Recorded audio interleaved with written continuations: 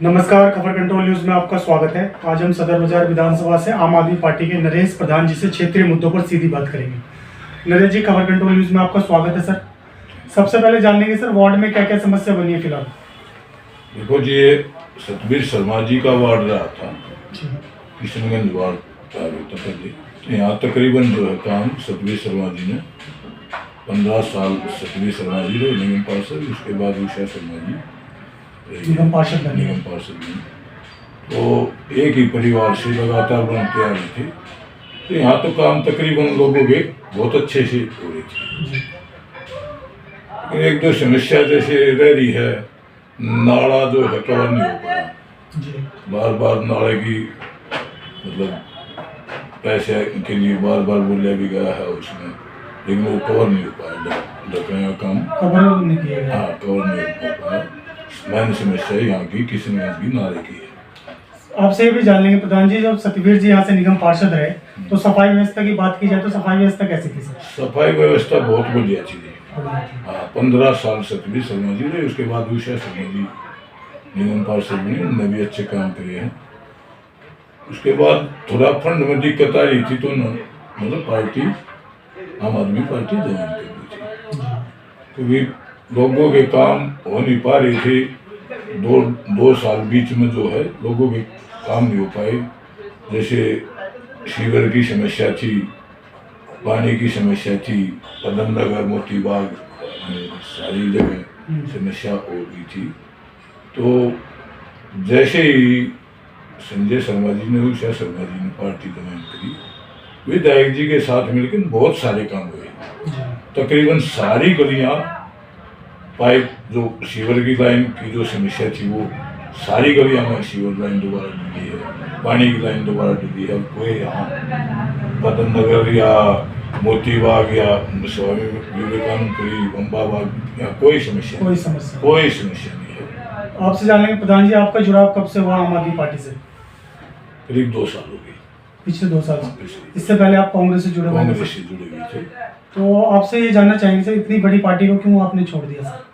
लोगों के भाई सब काम हो नहीं पा रहे थे। अकेला पार्षद था भाई उषा शर्मा जी, अकेले मतलब लोगों के काम नहीं हो पा रहे थे। 2-2.5 साल से कोई काम में नहीं हुआ।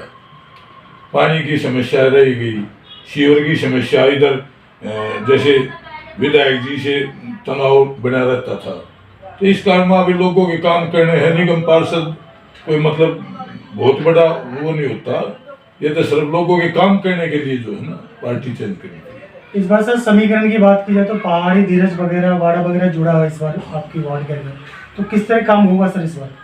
देखो, कुछ परेशानी तो नहीं होगी? नहीं, कोई परेशानी नहीं होगी। एक तो वहां पे जैसे ढेर पड़ी है, सफाई थोड़ी बहुत दिक्कत तो आएगी शुरुआत में। जैसे भाई एकदम से काम सारे नहीं हो पाएंगे, लेकिन धीरे धीरे करके सारे काम होंगे, आराम से सभी काम बिल्कुल सारे काम होंगे। दूसरी बात यह है, बाबूजी सतबीर शर्मा जी ने जब पहला चुनाव 2002 में लगा, तो उनका एक ही वो था कि इंस्पेक्टर राज को खत्म करना। और वो इंस्पेक्टर राज 5 साल खत्म भी हुआ, लेकिन वो 5 ही साल खत्म हो पाया जो कांग्रेस की सरकार थी। उसके बाद बीजेपी सरकार आने पर जो है ना, ये जो अधिकारी है ये सारे खुला गए मतलब पैसे, बिल्डिंगा में तो पैसे लेने लगे। बाबूजी बार बार के नाम सुन को परेशान भी हुए, भाई के नाम से ट्रांसफर वगैरह भी करवाए कई अधिकारी आगे। हमारे क्षेत्र में पैसे लेने की जरूरत नहीं है, तो बिल्डर माफियाओं से मुक्ति है यहाँ पे सर।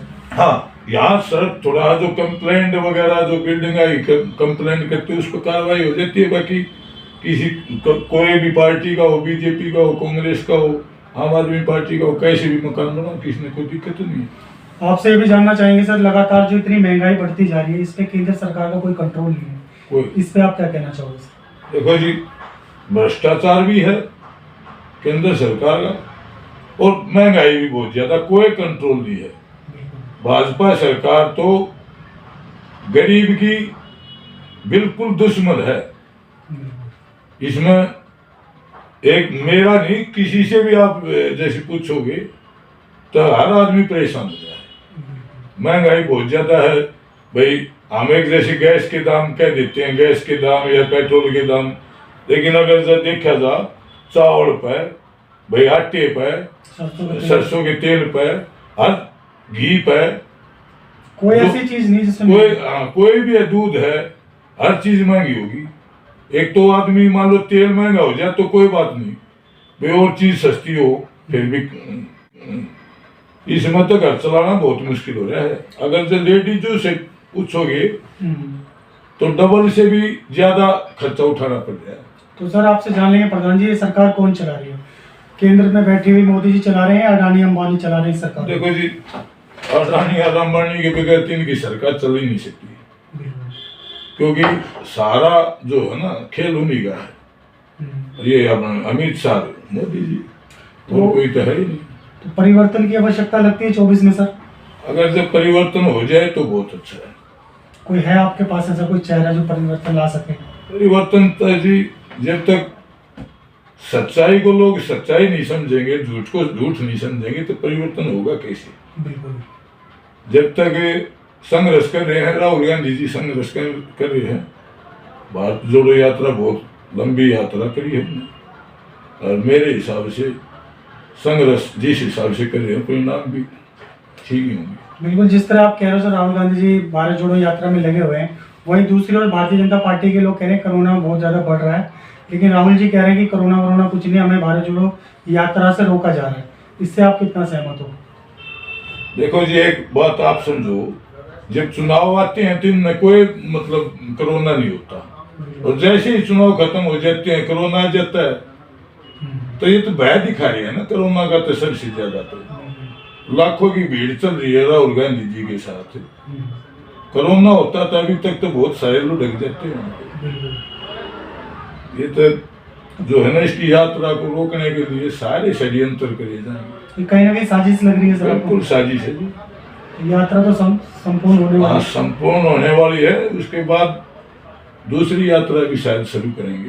तो जब तक 2024 का चुनाव नहीं आ जाता राहुल गांधी बैठेंगे नहीं। सर भाजपा के कुछ लोग मुझसे पूछते हैं कि कभी किसी कांग्रेस या किसी अन्य कार्यकर्ताओं से मिलना तो ये पूछना कि राहुल जी जो ये यात्रा कर रहे हैं, किस चीज की यात्रा कर रहे हैं? राहुल जी यात्रा जी, एक बात आप देखो, नफरत जो करी है, नफरत फैलाई हिंदू मुसलमान। आपने 1984 से पहले कभी हिंदू मुसलमान नहीं सुना होगा। मतलब अगर बोलते भी थे तो वो कहते थे भाई, मतलब जैसे सेकुलर वगैरह इस कोई शब्द इस तरह के जाते थे, सीधा अटैक नहीं हुआ करता हिंदू मुस्लिम का। ये तो जब बीजेपी उभरी है, जब से जो है ना हिंदू मुस्लिम चाहे काम कोई भी हो उसमें हिंदू मुस्लिम हो जाता है। जहर फैलाओगे उससे उन्नति थोड़ी नहीं होती है, नुकसान ही होता है। नुकसान होगा जी। तो आपसे जान लेंगे सर, जैसे कि आम आदमी पार्टी एक राष्ट्रीय पार्टी बनी है सर, तो क्या लगता है आने वाले समय में केंद्र सरकार को टक्कर देने में कामयाब होगी आम आदमी पार्टी? अरविंद केजरीवाल जी धीरे धीरे करके अपने पैर मजबूत कर रहे हैं, इसमें कोई शक नहीं है, और पब्लिक के हित में काम कर रहे हैं। बिल्कुल। आपसे सर ये भी जानेंगे, 3 साल बाद विधानसभा चुनाव है, तो क्या लगता है सोमदत्त जी पुनः सीट निकालने में कामयाब होंगे? देखो जी, सोमदत्त जी ने काम की आवश्यकता है, सदर बाजार में करना पड़ेगा। 70% एरिया है, बहुत मजबूती के साथ उनके साथ लगेगा जी। और मेरे हिसाब से आराम से सीट निकाल देंगे, लेकिन काम की आवश्यकता है। काम सदर बाजार के अंदर काम की आवश्यकता ज्यादा है। अगर पार्टी आपको मौका दे सर विधानसभा चुनाव लड़ने के लिए, तो आने वाले समय में आपकी कोई इच्छा रहेगी ऐसा? ऐसा भी इच्छा तो देखो सभी की होती है, और इच्छा मेरी या और किसी की भी हो सकती है। इसमें क्या है, जैसे सोमदत्त जी भी अच्छे काम कर रहे हैं, मैं उनकी बुराई नहीं करूंगा, क्योंकि विधायक अच्छा है, शरीफ है, और ये थोड़ा काम की जो है ना, हमारे वार्ड में काम की ज्यादा आवश्यकता है सदर बाजार में, क्योंकि मेयर रहते हुए बीजेपी का वहाँ काम नहीं होगा। अगर जब एक बार भी हमारे को जैसे पार्टी ने कोई मौका दिया, तो आप देखना 5 साल के बाद सदर बाजार का नक्शा बदला नजर आएगा आपको। तो आपकी पूरी पकड़ है पूरी विधानसभा में? पूरी पकड़ है जी, कोई दिक्कत नहीं। बाबू जी ने जो है ना, सतबीर शर्मा जी ने 2002 में वार्ड तो होता था किशनगंज, लेकिन आनंद पर्वत तक जो है पूरा पूरा पकड़ता हाँ हूँ। पूरा वो था। 2007 के बाद ये अपने किशनगंज वार्ड से रहे, हर डिप्टीगंज से उषा शर्मा जी निगम पार्षद बनी है। तो करीब करीब जो है 70% एरिया जाना पहचाना बिल्कुल एक एक आदमी से मिले हुए हैं। और आज भी जो है आनंद पर्वत के लोग सतबीर शर्मा जी के पास आते हैं काम करवाने के लिए। ये सबसे बड़ी उपलब्धि है। हाँ, चुनाव लड़ा था 2002 में। 2002 से 20 साल हो गए, आज तक भी जो है ऊपर आनंद पर्वत से जो अपने वर्कर हैं वे सभी काम के लिए आते हैं। कुछ मैसेज देना चाहेंगे जनता को सर आप? जनता को ये है जी, जनता को मैसेज में ये देना चाहूँगा, थोड़ा हाँ सदर बाजार के जनता को नहीं, सदर बाजार के अपने साथियों को मैसेज देना चाहूँगा, भाई धैर्य रखें, आपस में एक साथ चल के ना सदर बाजार के लिए काम करें। और मैं उषा शर्मा जी को भी अपने मन से आशीर्वाद देता हूँ कि भगवान उनकी आप मतलब जो है चौगुनी विकास करें वार्डों के अंदर, चारों तरफ विकास करे और लोगों का प्यार और आशीर्वाद उनके साथ बना रहेगा, यही कामना करते हैं। बहुत बहुत धन्यवाद भारद्वाज जी ने, आपने समय निकाल कर हमसे बात की sir. Thank you sir. Thank you.